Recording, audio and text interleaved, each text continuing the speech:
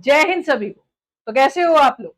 चंद्रयान 3 जो है वो लैंड तो हो चुका है, लेकिन उससे जुड़े हुए सवाल जो है वो लोगों को, आम जनता को परेशान कर रहे हैं। आम भाषा में हम समझाएंगे, टेंशन क्यों ले रहे हो आप लोग। सबसे बड़ी बात तो ये कि चंद्रयान 3 पे 615 करोड़ रुपए लगे और वो सिर्फ 14 दिन काम करेगा। भाई बहुत पैसा लग गया है। दूसरी बात ये है कि चंद्रयान 3 ने वहां पे बर्फ को खोजा है और वहां से अजीब अजीब आवाजें आ रही है। किन चीजों के ऊपर उसने पर्दाफाश किया है, जरा इसके बारे में हम लोग बात करने वाले हैं और इसरो से जुड़ी हुई कुछ तमाम बातें एक ही वीडियो के अंदर हम लोग करने वाले हैं। वीडियो बहुत लंबी नहीं है, छोटी वीडियो है, पूरे बने रहिएगा। और हाँ, कहते हैं हमको प्यार से इंडिया वाले, जब हम लोगों ने चंद्रयान 3 का मिशन किया, वीडियो को शुरू करने से पहले मैं पाकिस्तानी मीडिया को एक जवाब देना चाहती हूँ। पाकिस्तानी मीडिया जो है हमारी मजाक उड़ा रही है कि अरे क्या कर लिया। तो झंडे पे चांद होना और चांद पे झंडा होना फर्क होता है। भारतीय समझ गए होंगे, तुम में दिमाग कम है तो थोड़ा देर से समझ में आएगा। आइए शुरुआत करते हैं। ये चांद है और ये पृथ्वी है, तो हमें ऐसा लगता है कि जैसा चांद पे है ऐसे पृथ्वी पे, जैसा पृथ्वी पे ऐसे चांद पे। नहीं, पृथ्वी जैसा चांद पे कुछ भी नहीं है। वहां पे पानी नहीं है, लाइट नहीं है, ये तो आम बात हो गई। लेकिन दिन और रात का और मौसम का सबसे बड़ा यहाँ पे अंतर है। सबसे बड़ा क्या अंतर है? चांद का जो एक दिन है, चांद का एक दिन बराबर है पृथ्वी के 28 दिन के। यानी जब चांद पे एक दिन पूरा होगा तब यहाँ पे 28 दिन पूरे होंगे। इसलिए हम लोग कई बार मजाक में बोलते हैं 4 दिन की चांदनी फिर अंधेरी रात। आपने देखा होगा हमारी जो माँ है, जब वो कोई फास्ट रखती है, व्रत रखती है, तो चांदन, अंधेर, अमावस्या, इनका बहुत ध्यान रखा जाता है। ये चांद के घूमने की वजह से ध्यान रखा जाता है। अब जो चंद्रयान 3 है वो सिर्फ 14 दिन काम करेगा, और अगर वो 14 दिन काम करेगा तो क्या 615 करोड़ रुपए हमने 14 दिन के लिए लगाए हैं? कहने के लिए तो एक दिन भी काफी है। नहीं, ये 14 दिन जो है ना, ये पहेली की तरह है, क्योंकि चांद का एक दिन पृथ्वी पे 28 दिन के बराबर है। यानी अगर वहां पे एक दिन 28 गुना 14, यानी कितने दिन तक चंद्रयान रहेगा? 14 दिन तो पहेली है, क्योंकि पृथ्वी के 28 दिन है। और ऐसा इसलिए है, जैसे मैंने इतना फर्क क्यों है, अभी वीडियो पूरा देख ही रहे हो। तो हमारे जो ताऊजी है ओका लेके बैठे हैं, जो बैठ के लोग देख रहे हैं, जो सब्जी वाले भैया देख रहे हैं, उन नेताओं से ज्यादा दिमाग है उनके अंदर। उनको भी समझ में आना चाहिए कि ऐसा क्यों। ऐसा इसलिए है कि चांद को पृथ्वी का चक्कर काटने में 27 दिन 27 दिन लगते हैं। 27 दिन, 7 घंटे, 43 मिनट और 11.5 सेकंड, ये कुल मिला के पूरे 28 दिन लगते हैं घूमने में। इसीलिए एक दिन 28 दिन के बराबर है।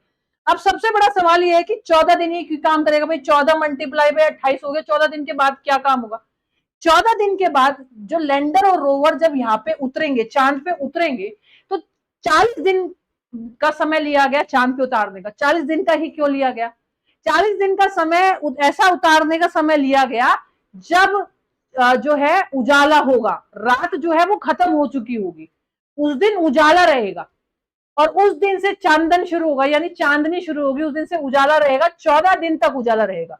14 दिन बाद क्या होगा? 14 दिन बाद, आपका सवाल है 14 दिन बाद क्या होगा? 14 दिन बाद जो तापमान है, जो टेम्परेचर है चांद का, वो करीबन 100 डिग्री सेल्सियस, -100 डिग्री तापमान से लेके माइनस का 160 डिग्री तापमान तक रहेगा। ऐसे में वहां पे बिल्कुल बर्फ हो जाएगी।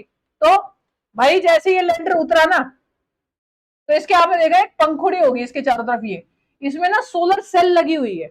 इन सोलर सेल से 14 दिन तक ये काम करता रहेगा। सूरज की रोशनी इस पे पड़ेगी, ये 14 दिन काम करेगा। यानी 14 गुना 28 जो मैंने बताया, भारत के हिसाब से कह रही हूँ, पृथ्वी के हिसाब से। 14 दिन बाद भाई जब अंधेरा हो जाएगा तो इसके जो सोलर पैनल है, सोलर सेल है, वो काम नहीं करेगी। जब बिजली नहीं होगी तो लैंडर रोवर काम कैसे करेगा? तो ऐसे में ये बंद पड़ जाएगा। अब भाई जब तापमान जो है -100 डिग्री से लेकर -160 डिग्री रहेगा, तो ऐसे में लैंडर रोवर के जो पुर्जे हैं, जो उसके अंदर यंत्र लगे हुए हैं, वो ठंड की वजह से, नमी की वजह से खराब हो सकते हैं। अगर 14 दिन बाद, यानी फिर वही 14 गुना 28 लगाओ, जब रात चली जाएगी, उसके बाद अगर चंद्रयान 3 काम करता है तो ये किसी वरदान से कम नहीं होगा हमारे लिए। ये आपको 14 दिन की कहानी समझ में आ गई होगी। अब चंद्रयान 3 को लाने से हमें क्या फायदा है? बहुत देश में पैसा आने वाला है। पता है चंद्रयान 3 के उतरते ही ना पूरा का पूरा शेयर मार्केट उछल के पड़ा है और बहुत सारी कंपनी जो है ना भारत में आके इन्वेस्ट करने वाली है। सोच के देखिए, जिस बच्चे को आप पढ़ा रहे हो ना आज, उसे बहुत अच्छी अच्छी कंपनीज के अंदर नौकरियां मिलने वाली हैं, क्योंकि बहुत लोग हमारे भारत में आके इन्वेस्ट करने वाले हैं। अब एक है लेंडर। लेंडर को मैं ऐसे समझाती हूँ, लेंडर विक्रम, ये माँ है, माँ के पेट में बच्चा रोवर, तो रोवर लेंडर के अंदर था। चंद्रयान 2 जो फेल हुआ ना, उसने चंद्रयान 3 को उतारा। कैसे उतारा? अब जैसे ये धरती पे उतरा, लैंडर जैसे धरती पे, माफ कीजिएगा, लैंडर जैसे ही चांद पे उतरा, तो उतरते ही ये टूट गया, ये यहां से टूट गया। तो जब ये टूट गया तो इसके अंदर, पेट के अंदर जो रोवर था वो भी टूट गया। लेकिन आपने सुना होगा कि चंद्रयान 2 से संपर्क हो रहा है। संपर्क किससे हो रहा था, संपर्क किससे साधा जा रहा था, इसके बारे में बात करते हैं। तो भाई सबसे बड़ी बात तो ये है कि आदि पुरुष जो है वो 700 करोड़ रुपए की मूवी थी, जिसमें हमारे सनातन धर्म का इतना ज्यादा मजाक उड़ाया गया, बहुत ज्यादा, है ना। आप सभी को पता है इसके बारे में क्या बनाऊं। इतनी घटिया मूवी जब 700 करोड़ में बनी, और सोचो 615 करोड़ में ऐसी ऐसी चीज बनी जिसने पूरे दुनिया में हमारा नाम किया और दुनिया में निवेश आएगा। तो मेरी भैया डायरेक्टर लोगों से गुजारिश है कि ये मूवियों में पैसा डालना बंद करें, हमारे इसरो को पैसे की जरूरत है। जब हमारे इसरो से पूछा गया कि भाई आप चांद पे चले गए, आप वीनस पे क्यों नहीं जाते, आप मंगल पे चले गए, आप प्लूटो पे क्यों नहीं जाते, आप जुपिटर पे क्यों नहीं जाते, बाकी ग्रहों पे क्यों नहीं जाते, तो वो बोले हमें पैसा दो, हम तो चले जाएंगे। यानी इसरो में निवेश की कमी है बहुत ज्यादा। इसरो को मात्र मात्र इसरो को इसरो मात्र 2% पे है, और ये चंद्रयान 3 उसको 9% पे लेके जाएगा जब निवेश होगा। जब मंगल मिशन हुआ था, जिसके ऊपर मूवी भी बनी हुई है, तब हमारा मजाक उड़ाया गया था कि हाँ इंडिया ने मार्स मिशन किया है, गाय भैंस लेके वो बाहर से ऐसे वो स्पेस एजेंसियों के अंदर जाने की कोशिश कर रहा है। सपेरों का देश बोला जाता था, इन्हीं सपेरों ने तुम्हारी सबकी बीन बजा दी एक बार में। इसलिए कहते हैं हमको प्यार से इंडिया वाले, मैंने बोला ना, झंडे पे चांद होना और चांद पे झंडा होना, दोनों में अंतर है। और बात करें बिलियन डॉलर कंपनी जो है वो हमारे इंडिया के अंदर आने वाली है, बिलियन डॉलर का काम किया, मतलब सच में ही हमारे भारत की इकोनॉमी में बहुत बड़ा उछाल आने वाला है। क्योंकि देखिए भाई, जो बहुत बड़ी बड़ी स्पेस एजेंसी है, ट्विटर है, ट्विटर का मालिक जो है वो उसके पास, उसकी भी तो एक स्पेस एजेंसी है अपनी खुद की। तो भाई वो क्या करेगा, उन्होंने क्या कहा कि इतने कम पैसों में, भाई हम कोई चीज खरीदने जाते हैं तो हम सब सोचते हैं कि कम से कम पैसों में हमें बढ़िया चीज मिले। तो भारत ने कम से कम पैसों में इतनी खतरनाक चीज बनाई है कि लोगों का ध्यान उसी तरफ आ गया है। वो क्यों नासा के पास जाएगी, क्यों चाइना के पास जाएगी, क्यों रशिया के पास जाएगी। तो पूरी दुनिया में 10 स्पेस एजेंसियां हैं जो सबसे बेहतरीन है, जिसमें से एक है हमारा भारत, जिसे हम इसरो कहते हैं। जरा जो अभी चाचा ताऊ हमारे देख रहे होंगे ना, जो सब्जी वाले भैया हमारे देख रहे होंगे, उनको भी पता है कि भैया हमारा जो मिशन हुआ है चंद्रयान 3, वो इसरो से हुआ है, नासा से नहीं। इसीलिए इसीलिए 10 बार कहा गया है कि पढ़े लिखे नेताओं को वोट दो, और पढ़े लिखे होने का मतलब डिग्री नहीं होना होता।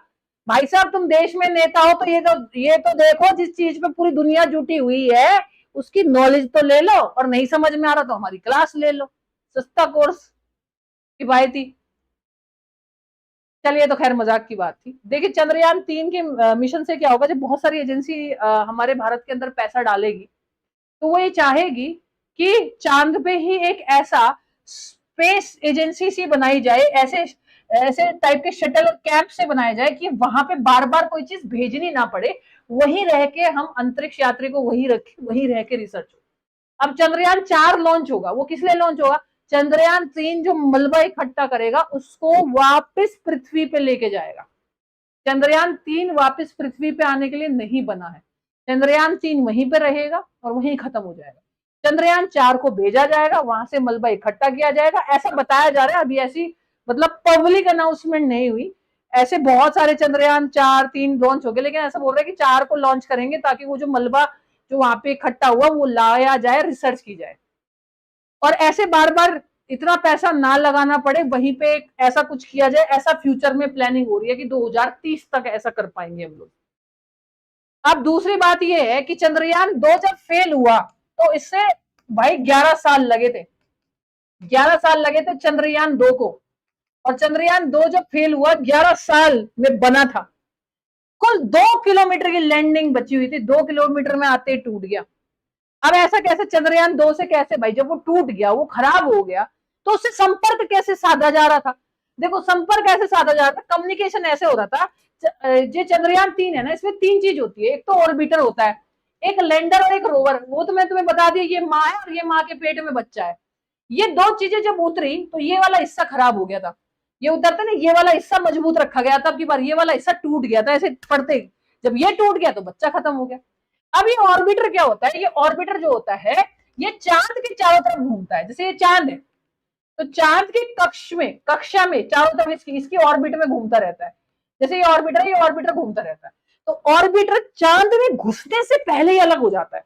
ये देखो, ये पूरा लैंडर रोवर है, चांद में घुसने से पहले अलग हो जाता है, घूमता रहता है। और ये ऐसे रोवर और लैंडर उतर गया। तो जब ये उतरा था 2 किलोमीटर बचा था बस, उसमें टूट गया। सोचो 2 किलोमीटर, बहुत नजदीक थे हम लोग, 11 साल लगे। लेकिन चंद्रयान 2 फेल हुआ, उसकी वजह से आज हम इतने कामयाब है। तो ये मत सोचो कि जिंदगी में कभी फेल हो जाओगे तो कामयाबी नहीं मिलेगी। अरे ये तो तुम्हें रास्ता दिया है कि कौन सी गलती नहीं करनी है।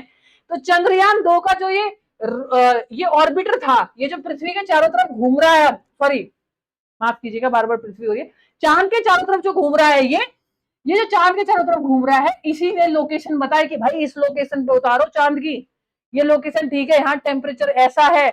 और सबसे बेहतरीन फोटो सारे देशों के ऑर्बिटर पे, जो घुस नहीं पाए उनके ऑर्बिटर तो चांद, देखो चांद के अंदर घुस नहीं पाए, लेकिन ये चीज तो घुसने से पहले ही अलग हो जाते हैं ना। तो बहुत सारे देशों के ऑर्बिटर अभी भी घूम रहे हैं।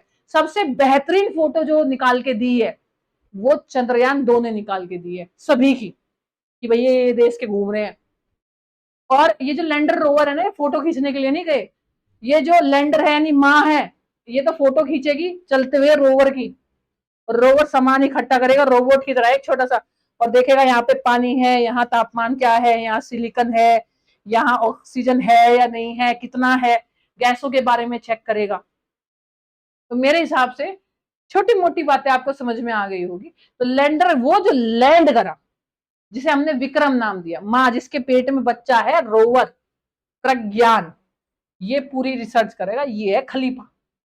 और इसको चार्ज करने के लिए दोनों के ऊपर सोलर पैनल लगाए गए हैं, वही सोलर पैनल जो बिजली बचाने के लिए छतों पे लगाए जाते हैं।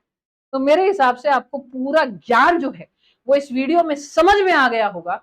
और जिन लोगों को नहीं पता हमारी एप्लीकेशन क्या है, तो हमारी एप्लीकेशन थी साइंस बाय प्रिया मैम, जिसका नाम हमने बदल के कर दिया है exam leader, where success is at home. भाई घर बैठे पढ़ लो, घर बैठे सक्सेस मिलेगी, क्योंकि ऑनलाइन क्लास है। तो एग्जाम लीडर को अभी डाउनलोड करो, हमारे सारे कोर्सेज जो है, फ्री क्लासेस भी मिलती है भाई, सारे कोर्स मिलते हैं। और हम लोगों ने ये ऐसा क्यों रखा हुआ है, ये ऐसा इसलिए रखा हुआ है ताकि हर एक इंसान तक ज्ञान जा सके। सस्ते से सस्ते में टेक्नोलॉजी का इस्तेमाल करो ना भाई। चलिए, अगर आपको वीडियो पसंद आई है तो कमेंट सेक्शन में, और नहीं भी आई है, वीडियो पसंद आई है नहीं आई है, सेशन को लाइक करना है या नहीं करना है यह आपके हाथ में है। लेकिन कमेंट बॉक्स में आप भारतीयवासी जय हिंद लिखना ना भूलें। और दूसरी बात यह है कि बेल आइकन एक होता है सब्सक्राइब का, वो दबा दीजिएगा, ताकि हमारी अगली वीडियो जब आए साइंस के बारे में, कि पेट में एसिडिटी क्यों होती है, आईवीएफ क्यों होता है, सूरज का एक मिशन है, ऐसा कुछ आए तो आपको नोटिफिकेशन मिल जाए। तब तक के लिए thank you so much, bye bye, love you all, जय हिंद लिखना ना भूले, जय हिंद।